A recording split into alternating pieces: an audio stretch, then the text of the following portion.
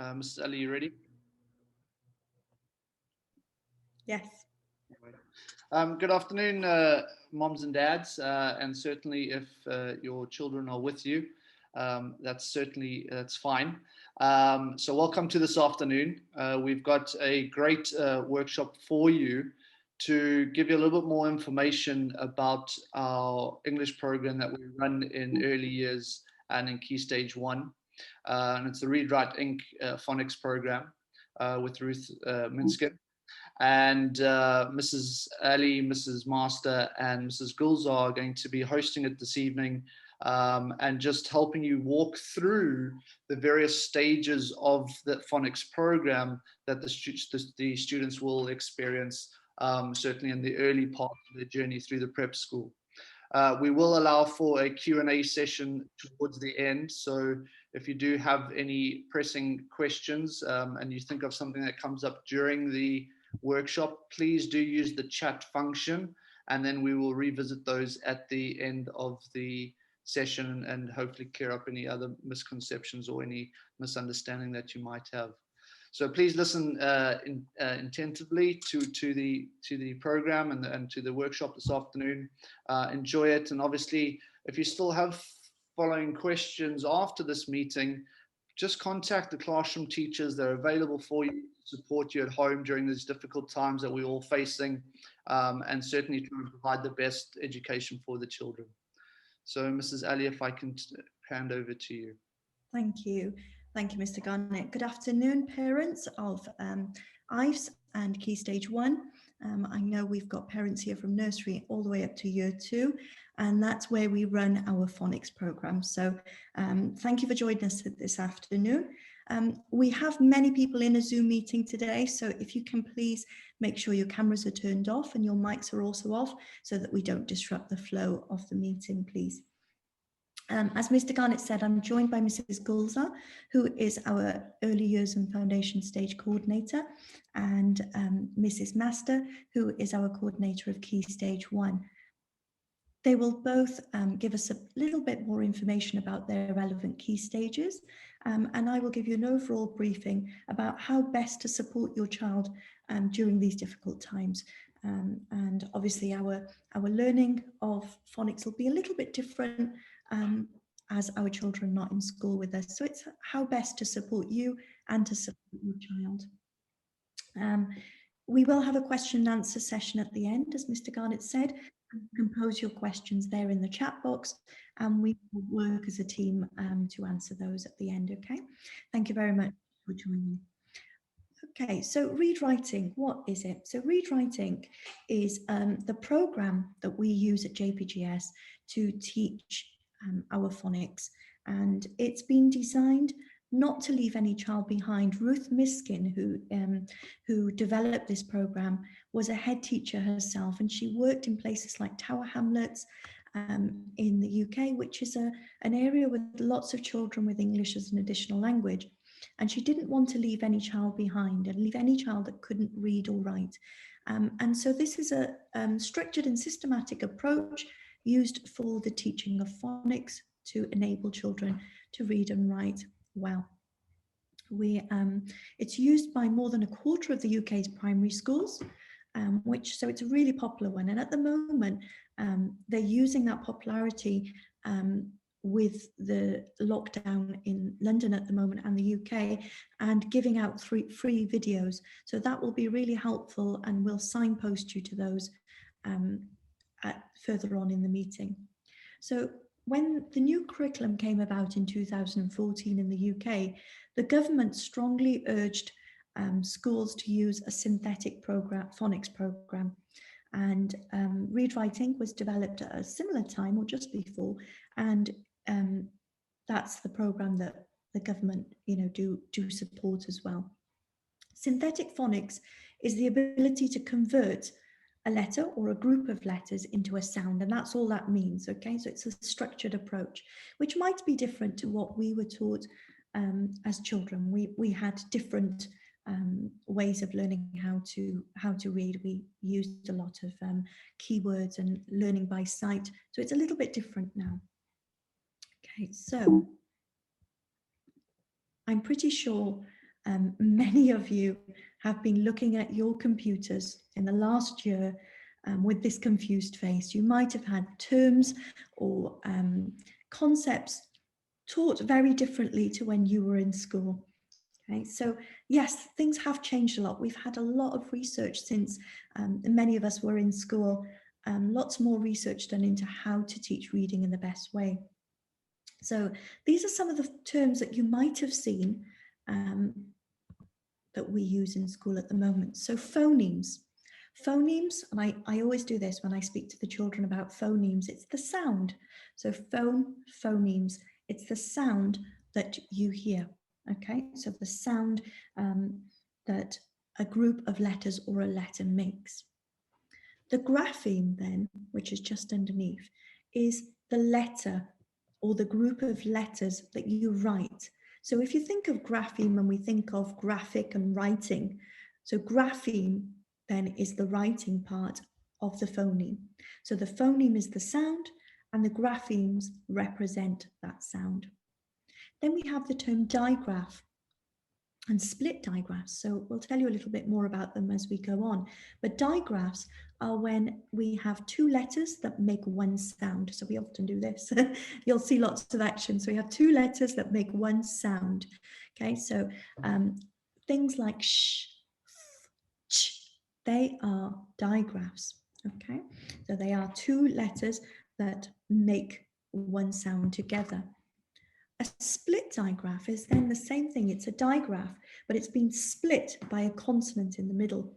And we see these later on in year 1 and year 2, your children will be introduced to split digraphs. And then special friends.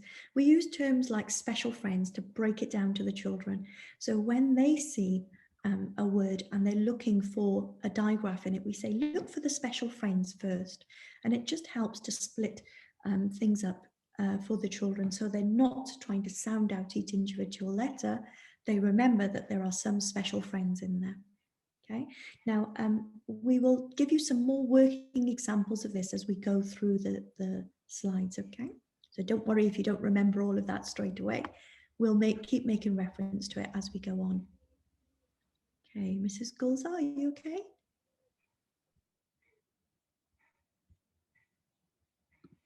Second. Mrs. Gulzar, do you want the screen? No, sorry, go ahead. Okay, sorry. There we go, decline. Okay, so I'm going to share with you a video, and this is one of the most fundamental things we need to get right when you're supporting your children at home, is to understand how to say the sounds. So it's really important that you follow a guide like this and you don't add extra sounds to words that might confuse your children and make it difficult for them to blend properly. Okay, so I'll show you a video and this little girl will help us.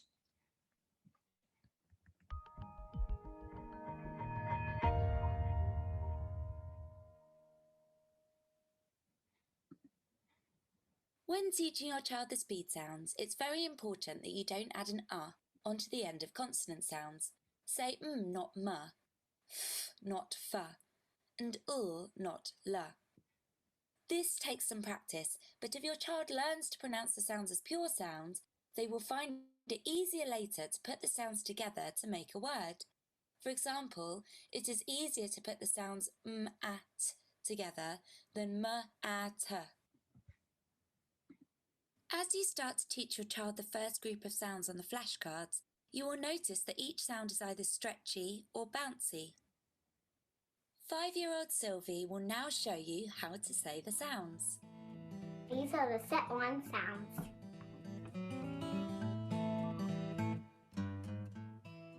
These are the stretchy sounds. Oh,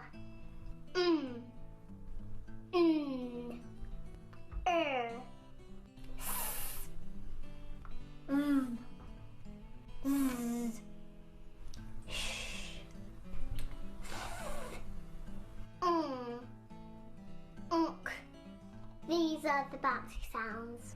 B, k, k, d, g, J, P, Qu, T, W, X, Y, Ch, A, E, O, R. These are the set 2 sounds. These are the long vowels. A, E, I, O, U, R, O,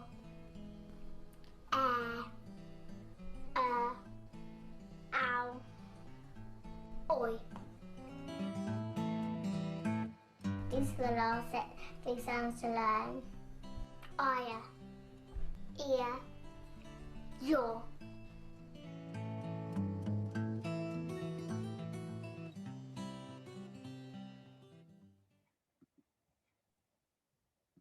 Okay, right.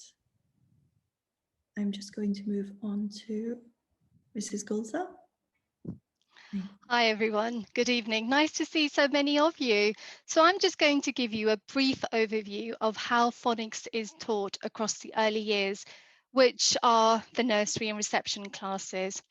So when children join us in the nursery, one of the main focus is on speaking and listening, which comes under the communication and language area of the early years foundation stage and is a prime area of learning. So as children develop their speaking and listening skills, essentially what they're doing is building their foundations for literacy and learning. So how do we do this in the nursery? So we do this through singing and saying rhymes, popular rhymes like Twinkle Twinkle, and all the lovely nursery rhymes that you could think of right now. We encourage children to make and listen to music so that they can differentiate between the sounds. They understand the difference between a quiet sound, a loud sound, of something that's a beat that's going really fast or really slow. We encourage our children to talk with others and share ideas through things like show and tell. We encourage our children to share books, dressing up, use puppets and toys to retell and make up stories. And quite often what we find is that children with poor listening and attention skills do struggle with their phonics learning. So speaking and listening skills are essential for children to be successful in their learning of phonics. We try to instill a love for stories, which is also essential for early reading. Through sharing books and having a set story time, children learn to handle books correctly. They learn to turn pages right to left. It's amazing how often we find children sitting there with their books and they're upside down or they're not turning the pages in the right way. They're all skills that we teach early on in the early years. We encourage our children to talk about pictures, which allows them to retell familiar stories using picture cues. And most importantly, children begin to recognize that these squiggles that they're seeing in the reading books on the pages are words that have meaning. So much of our time initially is building children's vocabulary, enriching them with new words by modeling and how to form and build sentences. So quite often when you ask a child, a question, they'll give you a one-word answer. So for example, when you say, what color is this? The child will say red or whatever the color it might be. We would model, yes, it's red. It's a big red car, or it's an enormous red car, or whatever it is. And this way we're giving them and extending them vocabulary that they need. We also assist children in developing their fine motor skills and gross motor skills, which is also crucial to building children's core strength that will then allow them to hold and use a pencil correctly. We don't rush children into picking up a pencil, and quite often you'll find that in the first term, and might be even longer, that we might not have lots of writing in their workbooks, because most of the things that we do are very much practical based activities. So in the nursery, we'll start to introduce phonics only when children are able to sit and focus for a period of time. They learn the sounds in a particular order, which has been specially developed, which is something that Mrs. Ali will talk to you more about in a little while. We don't use letter names at this stage. We simply focus on the sounds they make. So in the nursery, we'll start to introduce set 1 sounds by focusing on one sound a week. And then when the children go to reception, teachers will revise set 1 and go on to introduce set 2. So children will continuously practice their learning of letters and sounds through their daily phonics sessions. And in reception, we teach 2 sounds a week. We also teach how to form the letters using a rhyme and a picture prompt. So for example, for the letter sound A, the rhyme is going to be around the apple, down the leaf. And this really helps children to remember the sounds, and they regularly use it as they are writing. We teach the children the phonemes in a fun and multisensory way. And here are a few examples that we have been doing in nursery. So we try and make it as fun as possible by using the objects that the children are very familiar with. So for example, we've got the and the sound, and children went on a sound hunt or a phonics hunt around their home to see what objects they could find that matched that initial sound. And there we've got the letter that we've turned into a monster.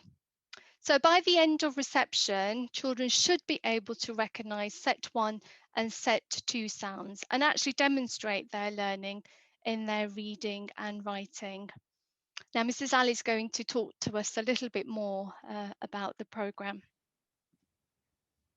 Thank you, Mrs. Gulzar.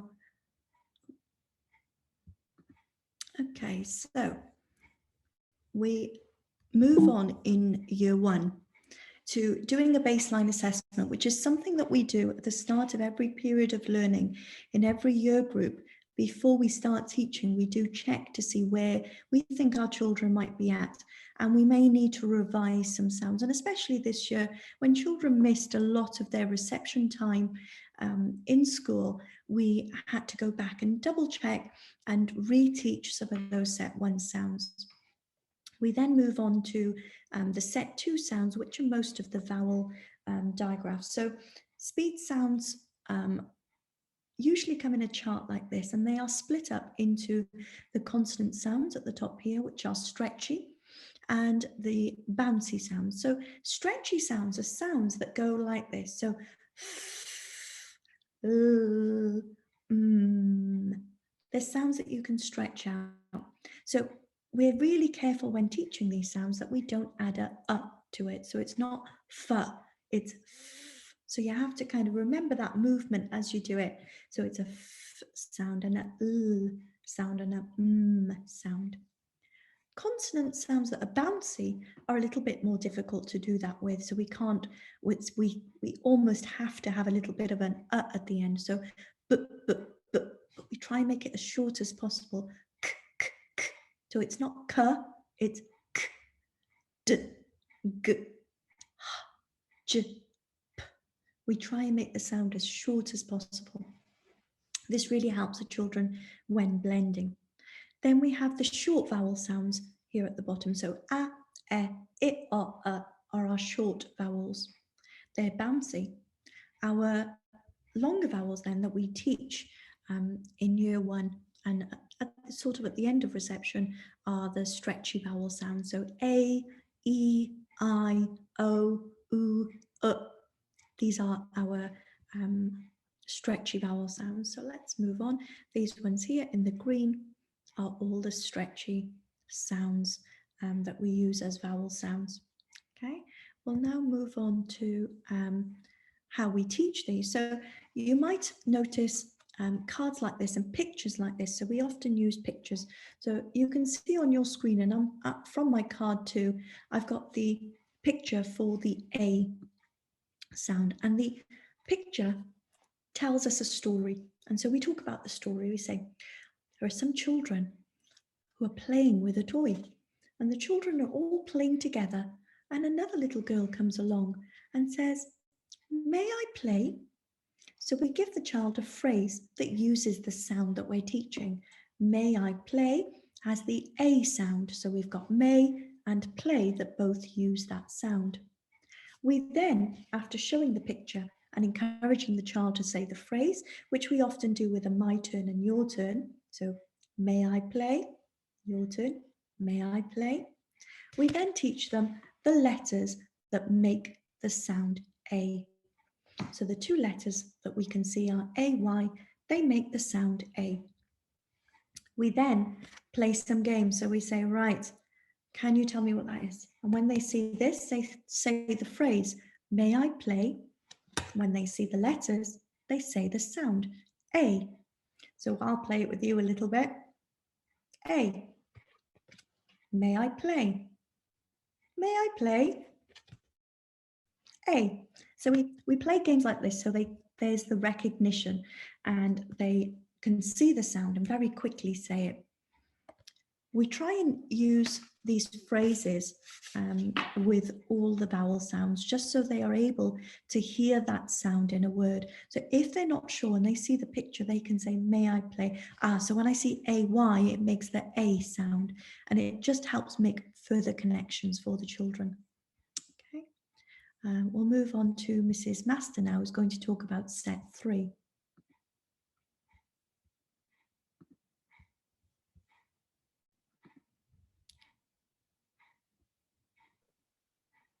Good afternoon, everyone. It's lovely to see so many of you this afternoon.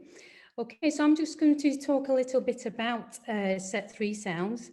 Just like Mrs. Ali mentioned, when children come up to year 2, at the beginning of the year, we do an assessment, just to assess to see where the children are at, because not all the children will be at set 3 or they won't be at set 2. So what we then do is we then group the children according to need. So there'll be in either a set 1 group or a set 2 group and a set 3 group. And we try to have phonics session at least 3 or 4 times in a week. Now, the groups are quite fluid. So when we feel like a child in particular is doing well, they might move up to another teacher. Okay, because we have 3 teachers in the year 2 cohort, we can easily have 3 groups there. So that's a little bit about the grouping.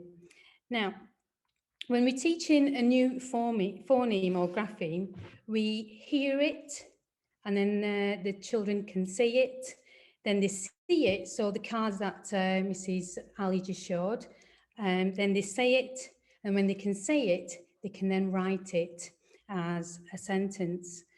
And then we follow a structure during our phonics classes. We revisit and review the previous sounds taught. Then we teach them a new sound and the corresponding grapheme, or what it looks like when we write it down, and then teach them blending. Then we practice reading and or spelling that word in the new letter and teach 1 or 2 red words. Now, Mrs. Ali will talk a little bit about red words later on.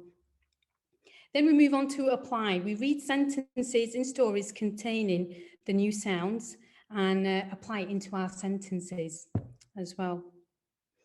So you'll notice here, we've already looked at the set 1 sounds, set 2 sounds, which we still revisit. And then in the set 3 sounds, you'll notice there's several other sounds in a box, if you like. So if you have a look at the first one, you've got f, and then the double F as in huff or puff, and the f as in phone or telephone. So we show the children the alternative graphemes or alternative spelling patterns for each sound that they're already familiar with from reception, from nursery, reception and year 1. And then we teach them and show them the other alternative graphemes. So you'll notice as well, Mrs. Ali mentioned, sorry if we can go back, Miss Ali. Thank you. A. So A is introduced in set 2, but in set 3, you'll notice it's as a split digraph, where the there's a consonant in between, and yes, there it is, thank you. Consonant in between, thank you. So where those rhymes come in handy for set 2 was may I play. For set 3, for that split digraph, it would be make a cake. Mrs. Ali, could I request a remote control, please? So I can just show a quick example here.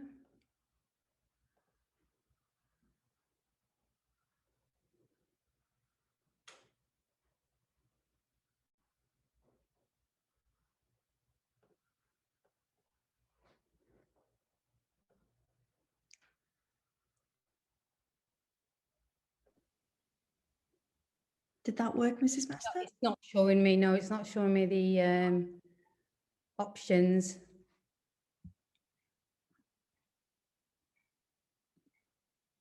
It's okay, Mrs. Ali. I can put it in the chat box. So where we have day, I'll place it in the chat box. And then in set 3 is a split digraph, so make a cake. So you'll notice there's a consonant in between those vowel digraphs. It's been split up, which is why we call it a split digraph. So the phrases help the children remember whether it's a set 2A sound or it's an alternative grapheme found in set 3.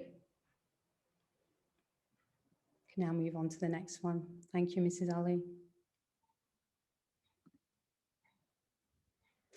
So those are some of the rhymes that go along with the set 3 sounds.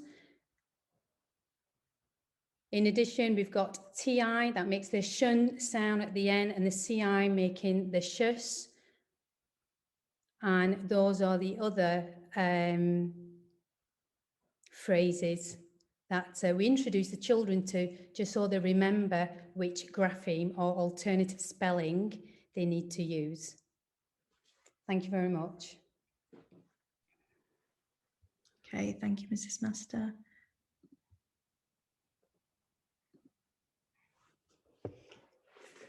Okay, so we also use phrases that will help your child write a word. Okay, so for for example, we have Maisie, mountain, mountain, and that just shows us where the child needs to start. Okay, so we have Maisie, you go down Maisie, and then mountain, mountain. Okay, it just kind of helps us think about how to form the word. It's really important when the children are forming their letters that they form them correctly, which will help support them then to join their writing later on. We often notice some A's made like this, or I've been seeing a lot of these ones. Okay, so it's really important we use the correct phrase to help the child remember how to write. So for A, it's around the apple and down the leaf. And that refers to the picture that the child is introduced to when the letter is introduced to them. So when the sound is introduced. So for A, we have apple, A, apple. And then we use that picture to show them a phrase that will help them write the sounds. Okay, so I'm in year 1 and in year 2, I'm pretty sure the handwriting phrases have been put up on a Firefly page for you. So when you're encouraging your child to write, if they're unsure about that, just repeat the phrase and say, have you started at the right place? Uh-oh, you forgot about Maisie. Make sure you start at the top. Maisie, mountain, mountain. Okay, so using those phrases and using the correct letter formation will really support your child further on then when they have to start joining, and they'll make sure that they've started at the right place to then have their joins further up in Key Stage 2. Okay, usually those sounds are also on the pictures. So if you can see, we've got Maisie there and then 2 mountains. The picture helps us think that we go down Maisie and over the 2 mountains. Okay, one moment. Okay.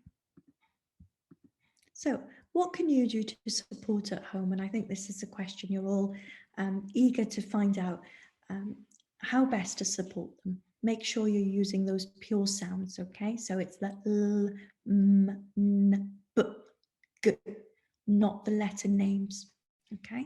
So letter names, especially in nursery and reception, if you can refrain from using those and use the letter sound, it will really help that child build a connection between the sound and seeing the letter, which then helps support their reading.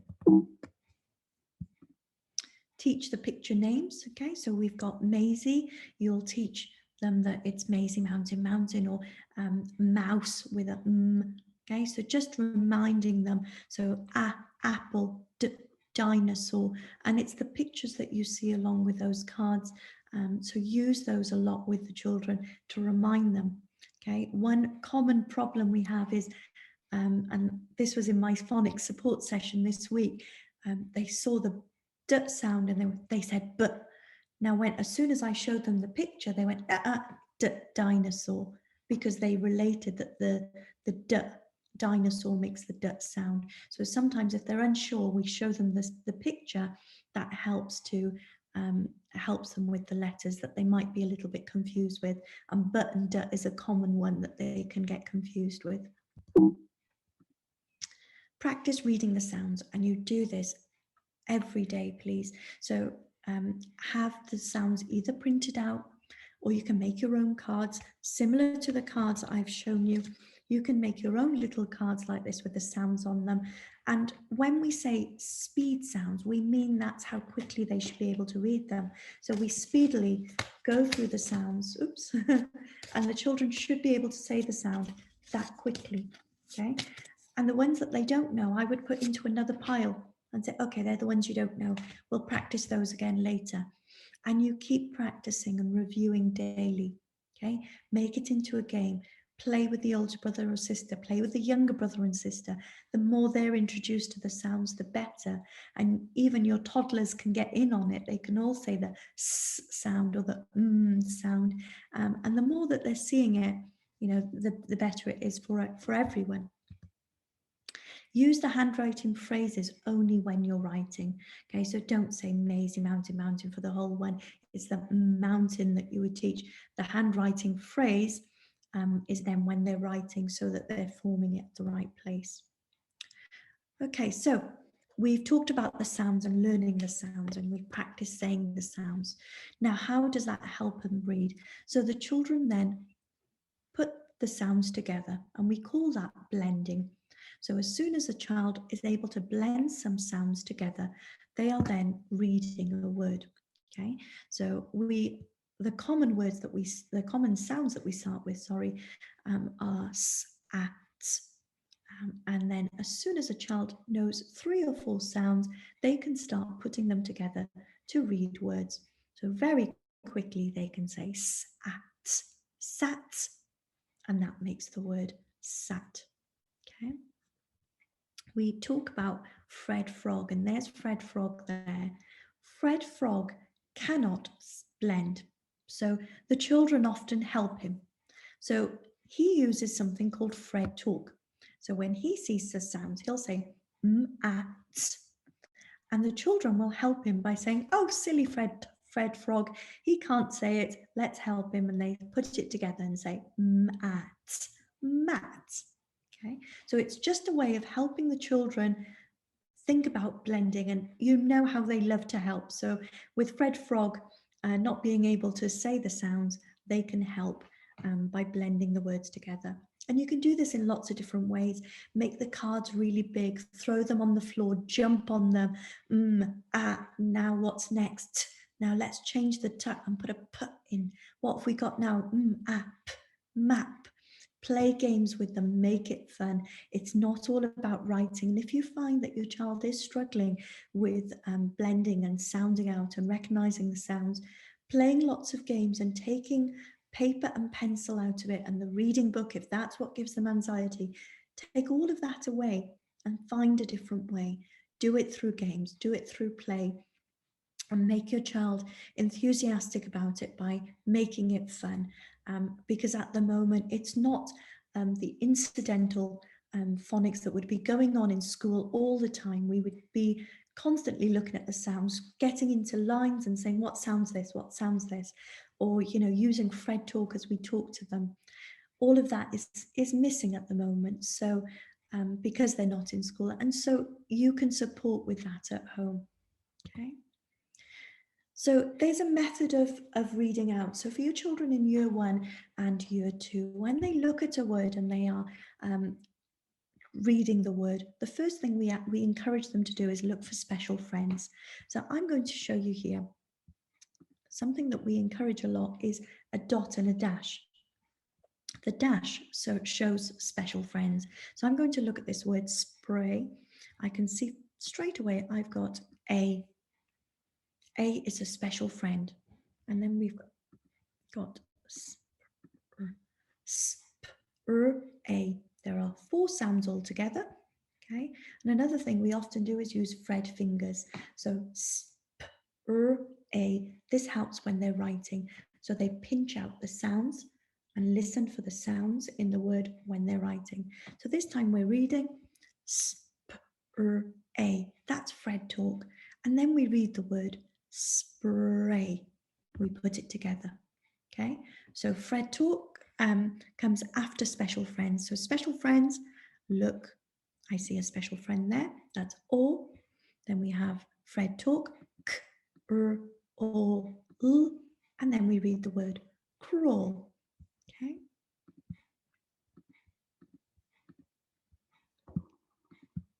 Just get rid of that, go on to the next slide. So the Fred Talk routine, as we said, we say the word in sounds as Fred. So cat.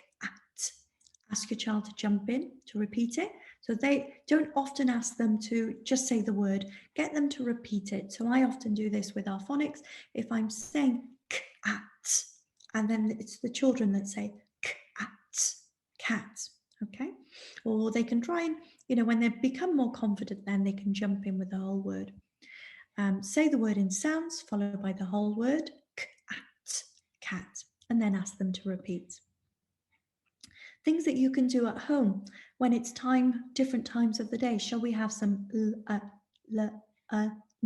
ch? Ask them to figure out what you're saying, speaking codes. Shall we play?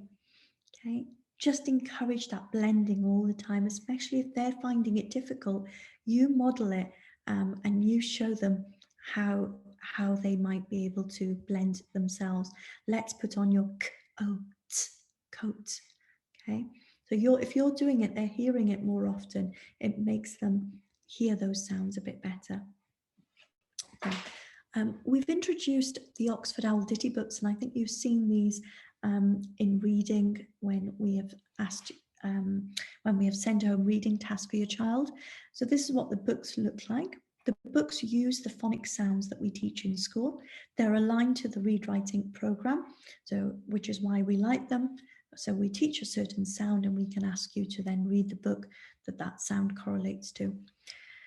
The words are split up into ditty green words, and these are these sounds here.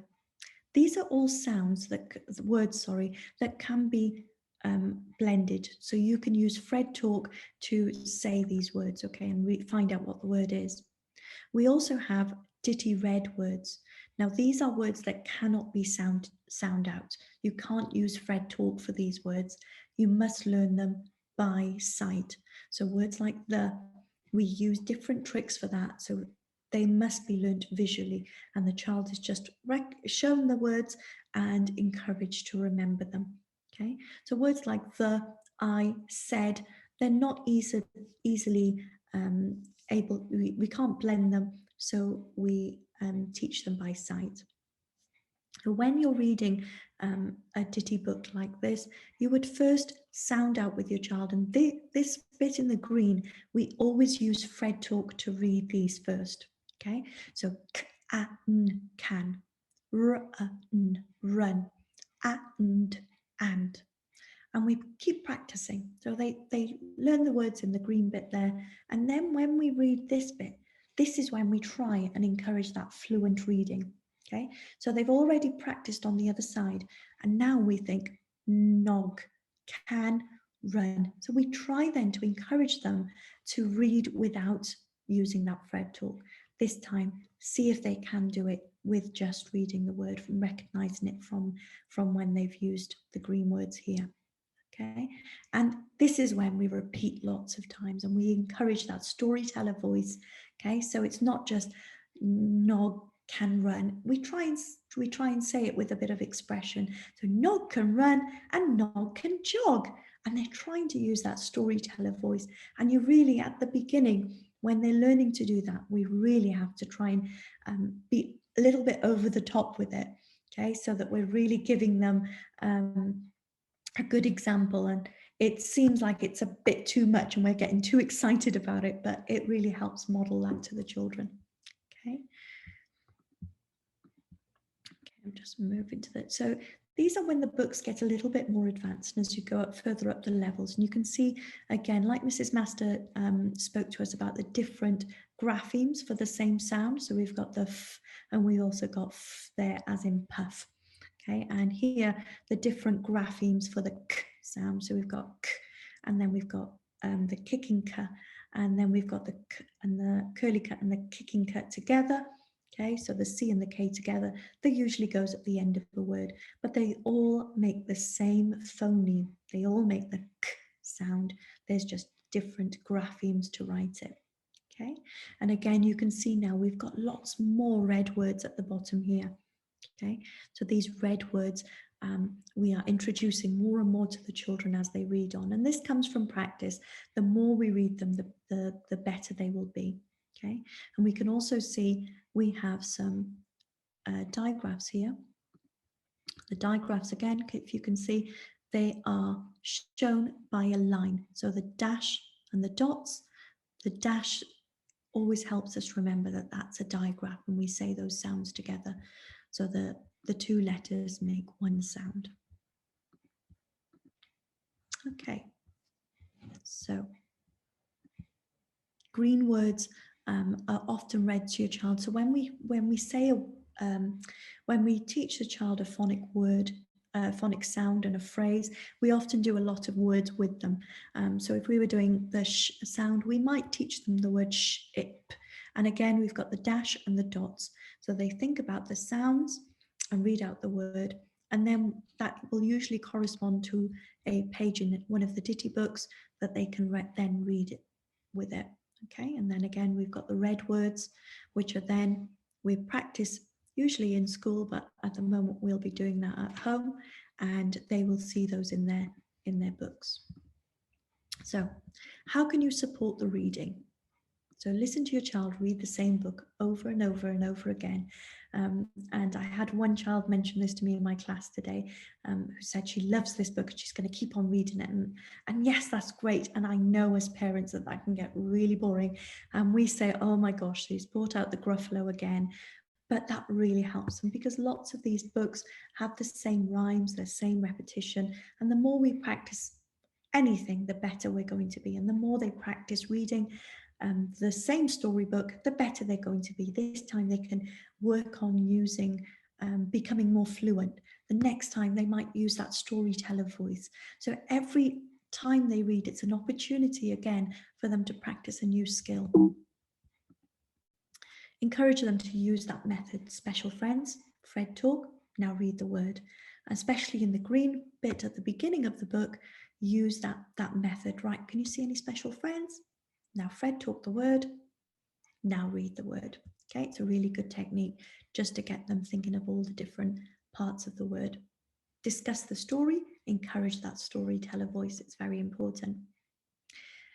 Those repeated books, like I said, the Gruffalos, the Dogger, the Not Now Bernard, all of those family favorites, children love to read them over and over again, and they thrive on that repetition. They love that repetition, and it really helps them to build that language, build those skills, and build a passion for listening out for rhyme and listening for jokes and changing them around, and just experiencing different things. So you know, develop that library at home.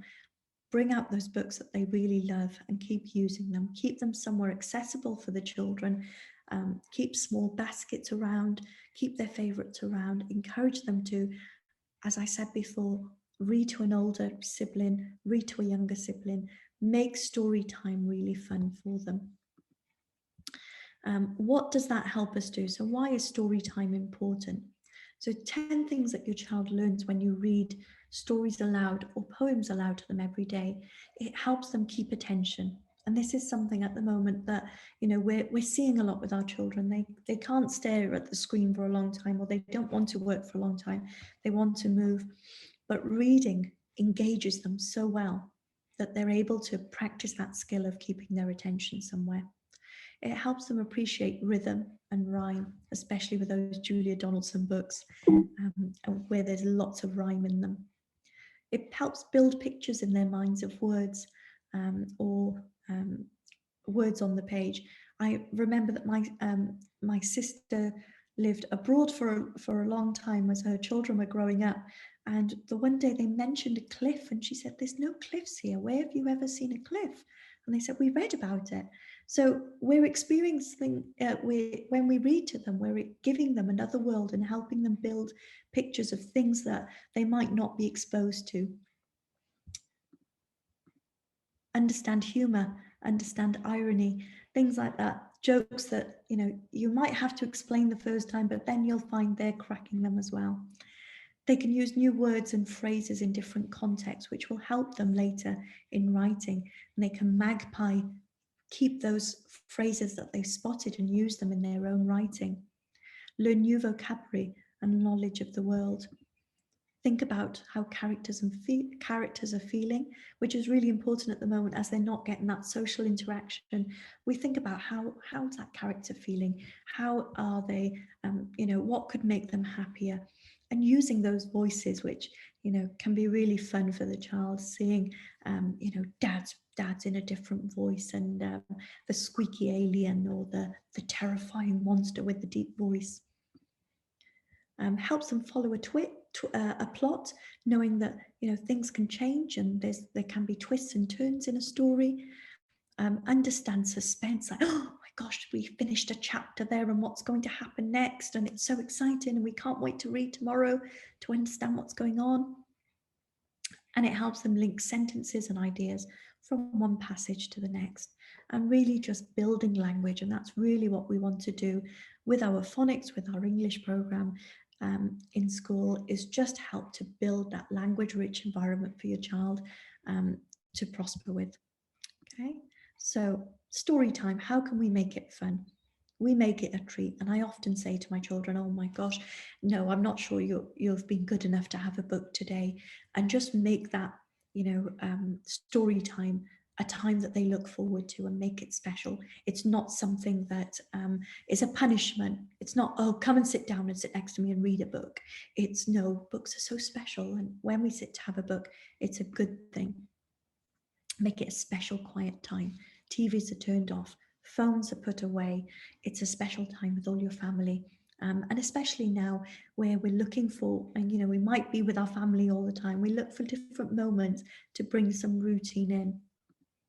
Show curiosity in the book. You know, what could it be? It looks so exciting. Look at the cover. Read the story once without stopping. Don't make it all about a teaching opportunity. Let them enjoy the language and the, you know, the phrases and finding out what happens. Chat about the story afterwards. How did you feel about that character who'd stole an elephant, which is a book I'm reading with my child at the moment. You know, oh my God, you know, she's so brave. Why is she doing that? And do you think she's doing the right thing? And just having those chats about the characters deepens their thinking as well, and helps expose them to a world that they might not be living. Avoid testing them with questions. You know, what happened next and what does that mean? Don't make it boring for them by you know, questioning them. Link it to other stories that they may have read. Read their favorites over and over again, as we said. Use those voices and love the book. Okay, it's important that you show that love for books, which will then pass on to onto your children. So some resources for you mummies and daddies to help you at home. we have Ruth Miskin's parents page. She's actually got her own website and lots of videos on her parents page to support parents. So if you're unsure about anything, that is a really great place to go. As I mentioned before, YouTube videos have also been introduced by Ruth Miskin for the lockdown at the moment. These were introduced first in March, and again now as the UK has gone into a lockdown and schools are closed again, they have been made available again. The videos are introduced daily. They have a new sound, and there's a sound video that teaches the sound and helps them sound out and use Fred Talk for lots of different words. There's also a spelling video that helps them to write the words. So it's important that your child then sits at a table, is in the frame for writing, has a pencil and a paper, sits at a chair properly and joins in with the writing task. And I'm sure you all have been introduced to Oxford Owl, where there are some free ebooks now for home reading too. This is what the YouTube page looks like for Ruth Miskin's Read Write Inc. Videos. So you have set 1 speed sounds will be for nursery and reception. Set 2 are for year 1, and it's good to practice the ones they might not already be exposed to. And then set 3, please, with year 2. And as we said, in each set, there are different videos, 3 different videos released daily. So we have speed sounds, word time reading, and a spelling one. Okay, so they're about 15 minutes long each. You might not want to do all 3 every day, but I would certainly do the speed sounds once daily, because they review sounds that they've already done. And as we said, that is so important. It's just to keep going back and recapping the sounds that they've already learned. Okay, and I'll leave you with that final quote. The more that you read, the more things you will know. The more that you learn, the more places you'll go. And especially at this time where we can't go anywhere, let's do that by reading and introducing our children to a different world through their books. Okay, so it's time now for a question and answer session. Okay, so students were sent books home. Parents required a question. Yes, okay, so I can see, is it Miss Riaz has asked a question about books being sent home. So obviously during the pandemic now, we are unable to send home books at the moment. Unfortunately, we will, as soon as we can have our children back in school, we will find methods for doing this, but we have found alternative ways of doing this at the moment, and so we're using Oxford Owl. But the same principles apply. So you could still question them about the book, but it's not about, so where we're talking about the questioning, that's with a storybook.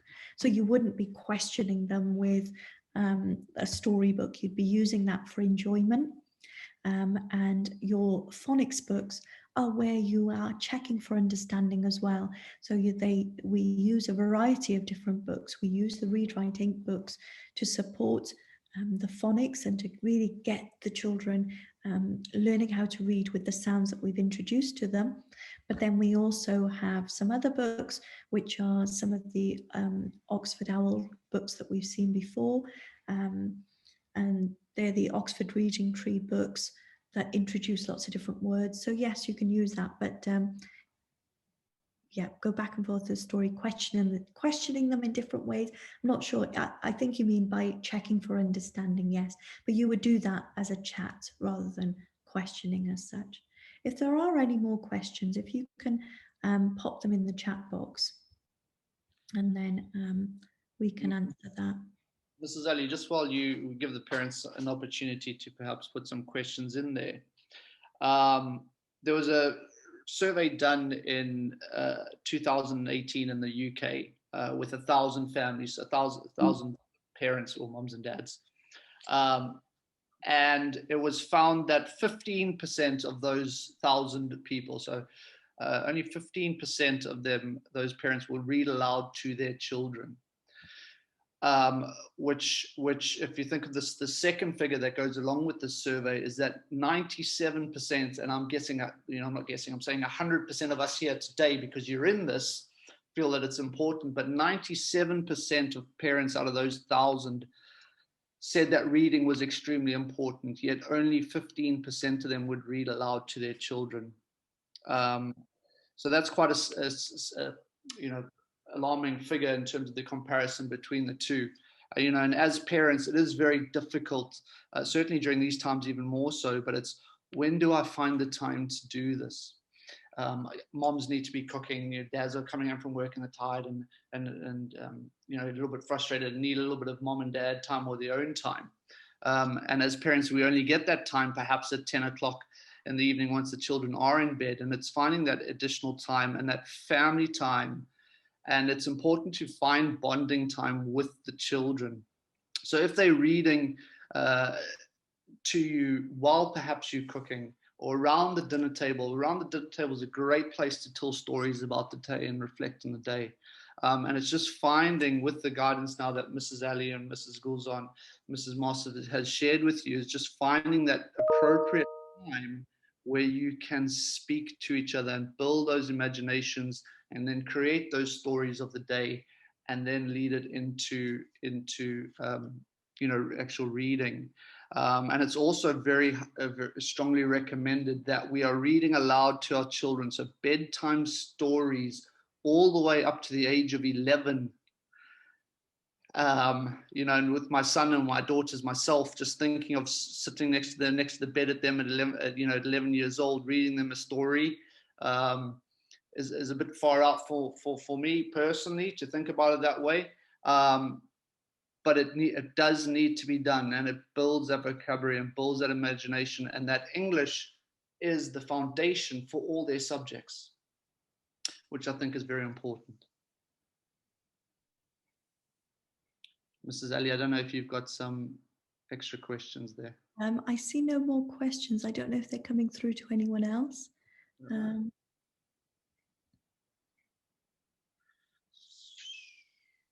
sent me one. Yes, yeah. I haven't had any come through to myself. I don't know if any of the other teachers, if you've received any that are in this evening, if you've received any questions.